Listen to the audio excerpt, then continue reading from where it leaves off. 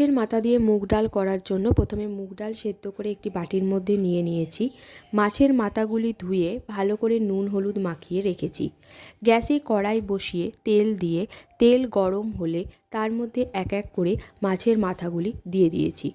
মাছের মাথাগুলি লাল লাল করে ভাজা অবধি আমি ততক্ষণ পেঁয়াজ আর রসুন কুচিয়ে নিয়েছি। একটি বাটির মধ্যে আদা বাটা, জিরের গুঁড়ো, ধনে গুঁড়ো, হলুদ গুঁড়ো, কাঁচা লঙ্কা কুচি দিয়ে সামান্য জল দিয়ে পেস্ট তৈরি করে নিয়েছি।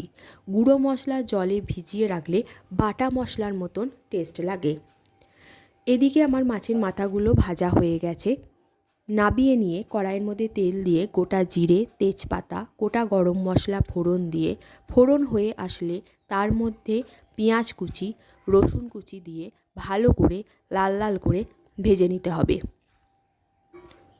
পেঁয়াজ কুচি রসুন কুচিগুলো ভাজা হয়ে আসলে ভিজিয়ে রাখা গুঁড়ো মশলার পেস্ট পেঁয়াজ রসুনের মধ্যে দিয়ে ভালো করে কষাতে হবে যতক্ষণ না পর্যন্ত তেল ছাড়ছে। গ্যাসের আঁচ মিডিয়ামে রাখতে হবে যাতে মশলাটি ধরে না যায়। বেশ কিছুক্ষণ কষাতে হবে যতক্ষণ না তেলটা ছাড়ছে। তেল ছেড়ে আসলে ভেজে রাখা মাছের মাথাগুলি টুকরো করে নিয়ে কড়াইয়ের মধ্যে দিয়ে ভালো করে মাছের মাথার সঙ্গে মশলা কষাতে হবে যাতে মাছের মাথার সাথে মশলাটা ভালোভাবে মিশে যায়।